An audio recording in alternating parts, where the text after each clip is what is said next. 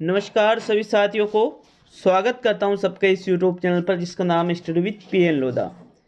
देखिए, शिक्षण विधियों का बिल्कुल न्यू पैटर्न पर आधारित ये टेस्ट लेकर आया हूं। टेस्ट नंबर वैसे यहाँ डाला नहीं है, लेकिन मैं आपको बता दूं कि टेस्ट नंबर 58 है साथियों। व्यवहारिक प्रश्नोत्तरी के अंतर्गत आपको बिल्कुल नवीन पैटर्न पर आधारित जो एग्जाम में क्वेश्चन बनेंगे वैसे ही प्रश्न आपको देखने को मिलेंगे। तो चलिए वीडियो को शुरू करते हैं। पहला क्वेश्चन देखेंगे, आपके दोनों लेवल के लिए काफ़ी ज़्यादा उपयोगी है। निम्न में से कौन सा युग्म सही ढंग से मेल नहीं खाता है? पहला है आगमनात्मक अधिगम, जेरोमेस ब्रूनर। दूसरा है शैक्षिक उद्देश्यों का वर्गीकरण, WH किलपेट्रिक। तीसरा है ह्यूरिस्टिक विधि, आर्मस्ट्रॉन्ग। और चौथा है व्याख्यान विधि, शिक्षक केंद्रित। तो यहाँ पर एक बिंदु आपको ऐसा दिखेगा जो सही तरीके से मेल नहीं खा रहा है। ठीक है, कौन सा वो बिंदु है या कौन सा वो विकल्प है आपको वो बताना है प्रश्न नंबर 1 में। तो बताइए इसका राइट आंसर प्रश्न नंबर 1 में। देखिए, पहले क्वेश्चन में जो राइट आंसर है वो रहेगा दूसरा विकल्प। शैक्षिक उद्देश्यों का वर्गीकरण WH किलपेट्रिक के द्वारा नहीं दिया गया है। ठीक है, जॉन डीवी ने किया है शैक्षिक उद्देश्यों का वर्गीकरण। ह्यूरिस्टिक या खोज विधि आर्मस्ट्रॉन्ग ने बताई है। व्याख्यान विधि शिक्षक केंद्रित होती है। आगमनात्मक अधिगम का समर्थन जेरोमेस ब्रूनर ने किया है।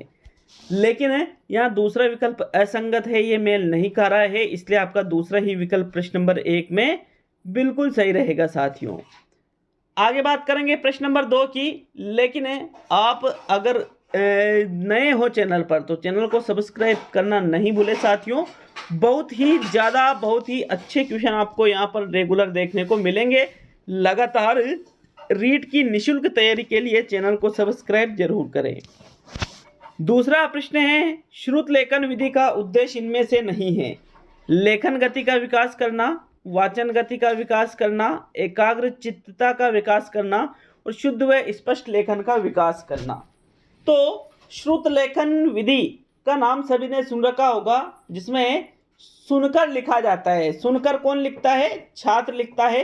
अध्यापक आदर्श वाचन करता है। आदर्श वाचन मतलब उचित लय ताल के साथ या फिर स्पष्ट वाचन करके उच्चारण बिल्कुल शुद्ध होता है अध्यापक का, और छात्र उस चीज को सुनते हैं और लिखते हैं, तो वो होता है श्रुत लेखन। तो इस श्रुत लेखन विधि में कौन सा उद्देश्य सम्मिलित नहीं रहेगा? देखिए, लेखन गति का विकास करना इसका उद्देश्य है कि बच्चों की जो लेखन गति है वो तेज हो। एकाग्र चित्तता का विकास हो, यह भी श्रुत लेखन विधि का उद्देश्य है।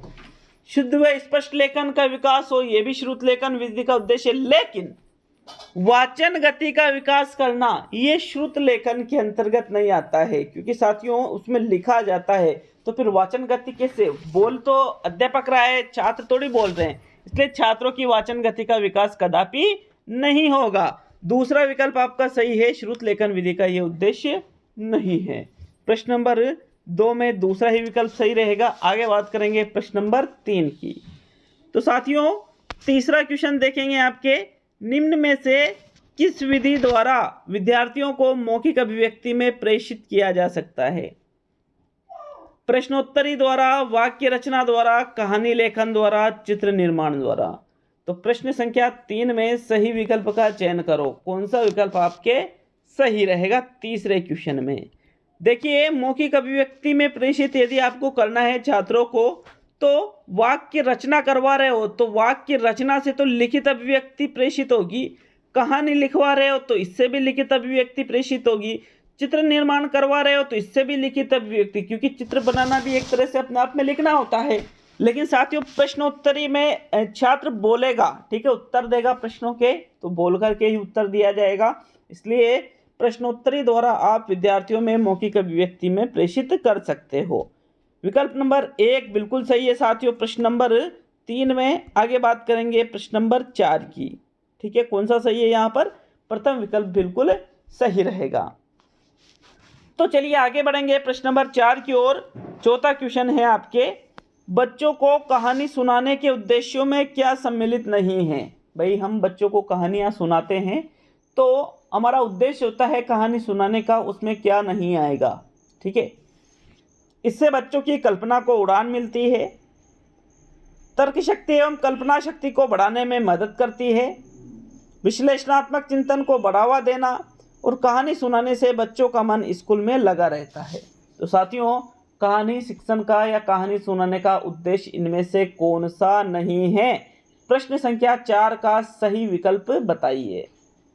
देखिए, चौथे क्वेश्चन का जो सही विकल्प है वो रहेगा आपका चौथा विकल्प। क्यों? क्योंकि जब हम बच्चों को कहानियाँ सुनाते हैं तो उनकी कल्पना को भी उड़ान मिलती है, उनकी तर्क शक्ति और कल्पना शक्ति को बढ़ाने में कहानियाँ मदद करती है। बिल्कुल सही बात है, कहानियों के माध्यम से कल्पना और तर्क शक्ति का विकास होता है। विश्लेषणात्मक चिंतन को बढ़ावा देना, ये भी कहानी शिक्षण का मूल उद्देश्य माना जाता है, क्योंकि जब हम बच्चों को कहानियाँ सुनाते हैं तो बीच बीच में ऐसा क्यों होना चाहिए, ऐसा भी हो सकता था, वैसा भी हो सकता था, इस प्रकार से वो अलग अलग तर्क वितर्क करते हैं। लेकिन स्कूल में उनका मन लगा रहे इसलिए कहानियाँ नहीं सुनाई जाती है। आपका यहाँ चौथा विकल्प सही है प्रश्न नंबर 4 में। आगे बात करेंगे प्रश्न नंबर 5 की। तो साथियों, 5वां क्वेश्चन देख लेते हैं। तो चलिए आते हैं 5वें क्वेश्चन की ओर। 5वां क्वेश्चन है, भाषा कौशल के कितने चरण हैं? 5, 4, 3 और 6 बताइए। भाषा कौशल के चरणों की संख्या बताना है आपको। प्रश्न नंबर 5 में सही विकल्प बताइएगा। अच्छा क्वेश्चन है, नॉर्मल क्वेश्चन है, याद होना चाहिए सभी को। भाषाई कौशल के 4 चरण होते हैं। कितने चरण होते हैं? 4 चरण होते हैं। LSRW का नाम सभी ने सुन रखा होगा, सुनना, बोलना, पढ़ना, लिखना। दूसरा विकल्प आपका बिल्कुल सही है साथियों, प्रश्न संख्या 5 में। आगे बढ़ेंगे प्रश्न नंबर 6 की ओर। तो देखते हैं 6ठे क्वेश्चन को।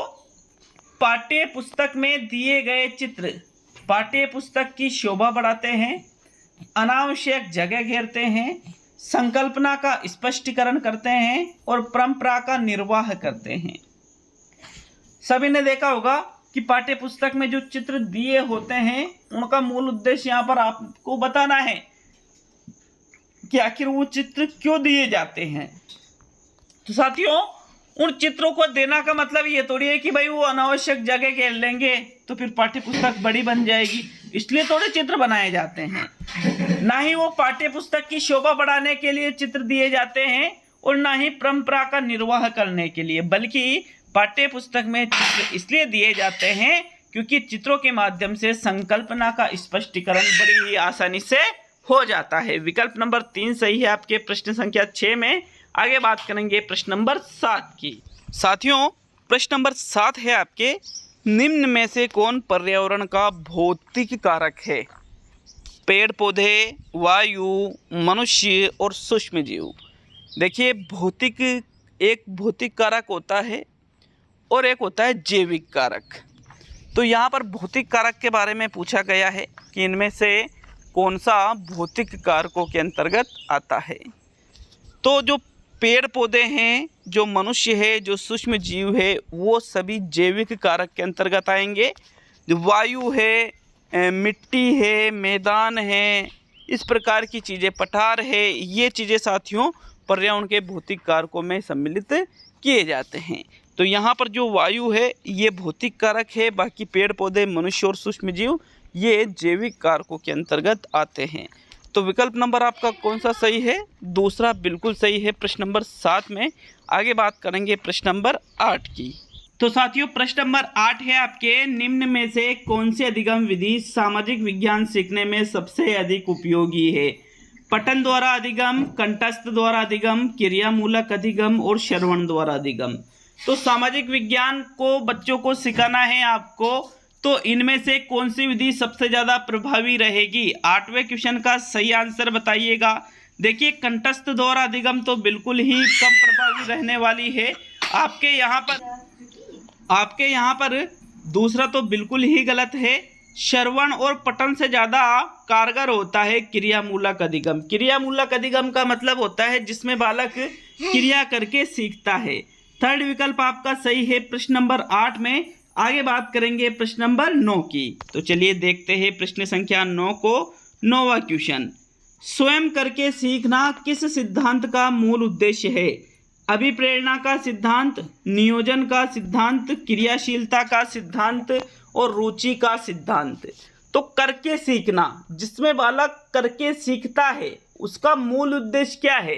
तो साथियों उसका मूल उद्देश्य है स्वयं करके सीखने का क्रियाशीलता का सिद्धांत, क्योंकि स्वयं करके सीखेगा तो खुद एक्टिव रहेगा उस चीज में, इसलिए यहाँ पर थर्ड विकल्प क्रियाशीलता का सिद्धांत बिल्कुल सही है प्रश्न संख्या 9 में। नेक्स्ट प्रश्न नंबर 10 की ओर चलते हैं। 10वां क्वेश्चन है आपके, बाल केंद्रित शिक्षण का अर्थ निम्न में से क्या नहीं है? समुदाय केंद्रित, शिक्षार्थी केंद्रित, अध्येता केंद्रित और छात्र केंद्रित। तो जो बाल केंद्रित शिक्षण है उसका अर्थ साथियों अध्येता, शिक्षार्थी और छात्र तीनों एक ही चीज होते हैं। अध्येता भी छात्र को ही कहा जाता है, शिक्षार्थी भी छात्र को ही कहा जाता है और बाल केंद्रित या छात्र केंद्रित एक ही चीज होती है। तो साथियों यहाँ पर जो समुदाय केंद्रित है उसको हम बाल केंद्रित शिक्षण में नहीं रखेंगे।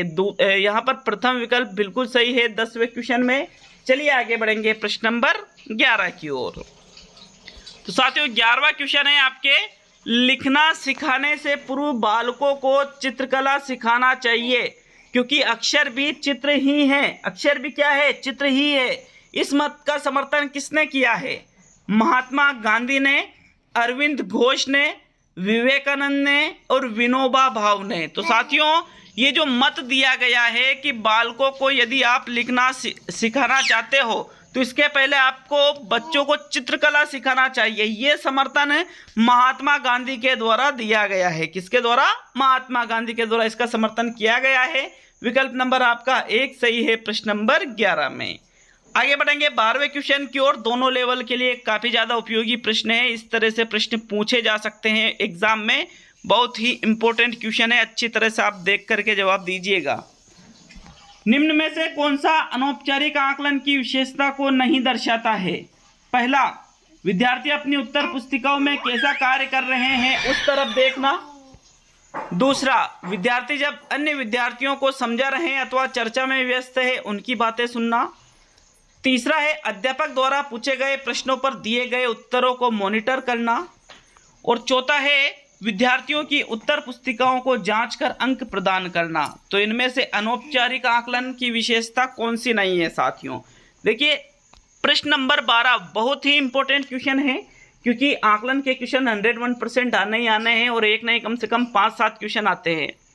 तो आकलन यहाँ पर जो अनौपचारिक और औपचारिक दो अलग अलग प्रकार का होता है, उसमें जो अनौपचारिक आकलन है, देखिए ये जो चौथा विकल्प है ये अनौपचारिक आकलन की विशेषता नहीं है, बल्कि ये तो औपचारिक आकलन की विशेषता है। क्योंकि उत्तर पुस्तिकाओं की आप जांच करके अंक प्रदान कर रहे हो, तो उत्तर पुस्तिकाओं की जांच करके यदि अंक प्रदान किए जा रहे हैं तो वो फिर औपचारिक आकलन में रहेगा, न कि अनौपचारिक में। बाकी प्रथम, दूसरा और तीसरा जो विकल्प है इसमें औपचारिक आकलन नहीं हो रहा है, इनमें अनौपचारिक आकलन हो रहा है। इसलिए यहाँ पर चौथा विकल्प आपके 12वें क्वेश्चन में बिल्कुल सही है। प्रश्न नंबर 13 की ओर बढ़ते हैं साथियों। 13वां क्वेश्चन है आपके, सभी अध्यापकों को शुद्ध गणितीय शब्दावली के उपयोग हेतु प्रोत्साहित किया जाता है और विद्यार्थियों के मध्य शुद्ध शब्दावली उपयोग हेतु बढ़ावा देती है। इस शब्दावली को जाना जाता है गणित शिक्षण में मूल्य, गणित शिक्षण में भाषा, गणित शिक्षण में सह संबंध और गणित शिक्षण में उपकरण। Very important question. क्यों? क्योंकि एग्जाम में ऐसे ही क्वेश्चन पूछे जाएंगे। बहुत ही अच्छा क्वेश्चन है साथियों, राइट आंसर बताना है आपको। देखिए 13वें क्वेश्चन का जो सही आंसर है वो रहेगा गणित शिक्षण में भाषा। क्यों? क्योंकि शुद्ध गणितीय शब्दावली की बात किया जा रहा है और विद्यार्थियों के मध्य शुद्ध शब्दावली उपयोग बढ़ावा दिया जाए, तो यहाँ पर ये शब्द शब्दावली मतलब गणित शिक्षण में भाषा की बात की जा रही है। इसलिए दूसरा विकल्प 13वें क्वेश्चन में सही है। साथियों प्रश्न नंबर 14 है, एक ऐसी योजना जो यह जानने का प्रयास करती है कि विद्यार्थी कितना समझे है और इस आधार पर यह तय किया जा सके कि प्रत्येक व्यक्ति की व्यक्तिगत अथवा वर्ग की आवश्यकता के अनुसार भविष्य का शिक्षण तय हो सके, यह कहलाता है।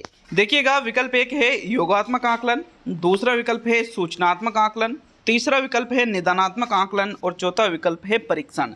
बहुत ही इंपॉर्टेंट क्वेश्चन है, क्योंकि ऐसे क्वेश्चन जब एग्जाम में आ जाते हैं तो हम ऐसे प्रश्नों में उलझ जाते हैं और क्वेश्चन गलत कर देते हैं। 14वें क्वेश्चन का सोच समझकर आंसर दीजिएगा, कौन सा विकल्प सही है। देखिए प्रश्न नंबर 14 में जो सही विकल्प है वो रहेगा आपका थर्ड विकल्प निदानात्मक आकलन। क्योंकि कोई योजना के बारे में बताया जा रहा है जो यह जानने का प्रयास करती है कि विद्यार्थी कितना समझे, मतलब उन्होंने कितना सीखा है, ठीक है, ये चीज़, और इस आधार पर तय किया जा सके कि प्रत्येक व्यक्ति की व्यक्तिगत अथवा वर्ग की आवश्यकता अनुसार भविष्य का शिक्षण, मतलब आने वाले समय में उसको किस तरह का शिक्षण प्रदान किया जाए, उसमें कुछ सुधार किया जाए या नहीं, तो ये चीज़ें निदानात्मक आकलन के अंतर्गत हम करते हैं साथियों। थर्ड विकल्प आपके 14वें क्वेश्चन में सही है। चलिए नेक्स्ट आगे बढ़ेंगे प्रश्न नंबर 15 की ओर। तो 15वां क्वेश्चन है आपके, ये देखिएगा, निम्न में से कौन सी गतिविधि पर्यावरण संरक्षण से संबंधित नहीं है? वनोन्मूलन, प्राकृतिक संसाधनों का संरक्षण, वृहद पौधारोपण और जलाशयों की सफाई। इनमें से एक विकल्प ऐसा है जो पर्यावरण संरक्षण से संबंधित नहीं होगा। साथियों, जब हम जलाशयों की सफाई करते हैं तो उससे भी हमारा पर्यावरण संरक्षित रहता है। वृहद पौधारोपण, वृहद मतलब बड़े स्वरूप में जब हम पौधा रोपण करेंगे, पौधे लगाएंगे, तो वो भी बिल्कुल पर्यावरण से संबंधित है। प्राकृतिक संसाधनों का संरक्षण करेंगे तो वो भी पर्यावरण संरक्षण से संबंधित है। लेकिन वनोन्मूलन, वनोन्मूलन का मतलब होता है वनों की कटाई करना, तो वनों की कटाई करके साथियों हम पर्यावरण संरक्षण से संबंधित नहीं रहेंगे, ठीक है। इससे तो पर्यावरण का विनाश होगा, क्या रहेगा, और विनाश वनों की कटाई से। विकल्प नंबर 1 सही है प्रश्न नंबर 15 में। आगे बढ़ेंगे प्रश्न नंबर 16 की ओर। 16वां क्वेश्चन है साथियों आपके, सतत एवं व्यापक मूल्यांकन का मुख्य उद्देश्य क्या है? विद्यालय में उपस्थिति के समय बालक के प्रत्येक पहलू का मूल्यांकन, विद्यालय में उपस्थिति के समय बालक की रुचि का मूल्यांकन, विद्यालय में उपस्थिति के समय बालक के ज्ञान एवं बोध का मूल्यांकन, और विद्यालय में उपस्थिति के समय बालक के कौशलों का मूल्यांकन। तो यहाँ पर जो CCE होता है इसका मुख्य उद्देश्य, देखिए, विद्यालय में उपस्थिति के समय ज्ञान, बोध, रुचि या कौशलों का मूल्यांकन ही नहीं, बल्कि उसका जो प्रत्येक पहलू होता है, चाहे कोई सा भी पहलू हो साथियों, उन सभी का मूल्यांकन करना ही CCE का मुख्य उद्देश्य होता है। प्रत्येक पहलू का मतलब हर प्रकार के क्षेत्रों से लिया जाता है। इसलिए आपका विकल्प नंबर 1 सही है 16वें क्वेश्चन में। आगे बात करेंगे प्रश्न नंबर 17 की। तो चलिए देखते हैं 17वें क्वेश्चन को। प्रश्न नंबर 17 है, निम्न में से सामूहिक चर्चा से संबंधित शिक्षण विधि कौन सी है? भूमिका निर्वाह विधि, व्याख्यान विधि, वर्णन विधि और विचार गोष्ठी विधि। तो सामूहिक चर्चा से संबंधित विधि आपको बतानी है। प्रश्न संख्या 17 में सही विकल्प का चुनाव करो। देखिए, जो व्याख्यान विधि है ये सामूहिक चर्चा नहीं होती है, क्योंकि इसमें अध्यापक केंद्रित विधि है, अध्यापक बोल रहे, छात्र सुन रहे, तो सामूहिक रूप से चर्चा नहीं होती है, क्योंकि छात्र तो सिर्फ सुनते ही है, बोलते नहीं है। वर्णन में भी अध्यापक केंद्रित विधि है, छात्र सिर्फ सुनते हैं, इसलिए ये भी सामूहिक चर्चा से संबंधित नहीं है। भूमिका निर्वाह या विचार गोष्ठी, तो साथियों विचार गोष्ठी जो विधि है ये सामूहिक चर्चा से संबंधित शिक्षण विधि है, क्योंकि इसमें सामूहिक रूप से चर्चा की जाती है, एक दूसरे के विचार प्रस्तुत किए जाते हैं सभी। यहाँ पर चौथा विकल्प सही रहेगा प्रश्न संख्या 17 में। आगे बात करेंगे 18वां क्वेश्चन, निम्न में से कौन एक अभिप्रेरित शिक्षण का संकेत होता है? पिकनिक मनाना, मनोरंजन करना, प्रत्यक्ष अनुभव और सरकारी योजना का निर्वाह करना।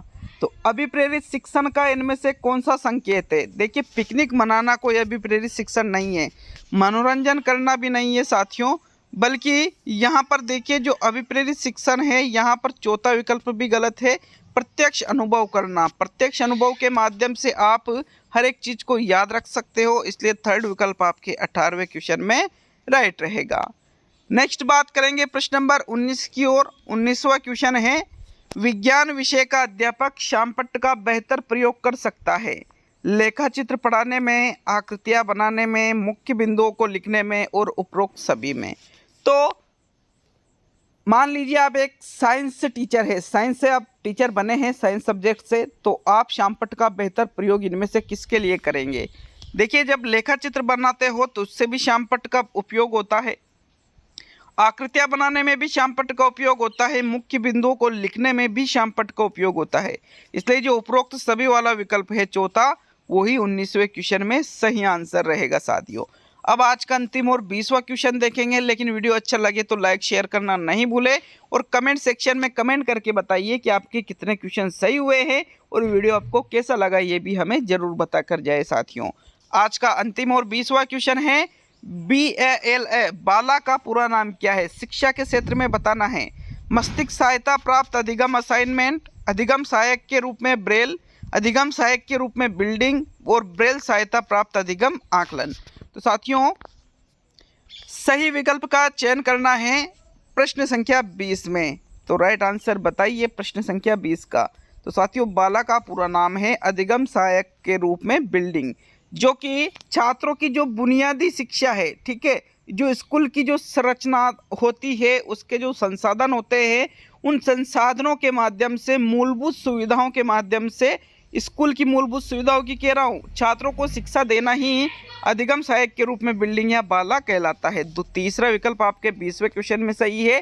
तो साथियों आज के ये 20 क्वेश्चन पूरे हुए हैं। मिलते हैं अगले वीडियो में। सभी दोस्तों का बहुत बहुत धन्यवाद वीडियो को एंड तक देखने के लिए।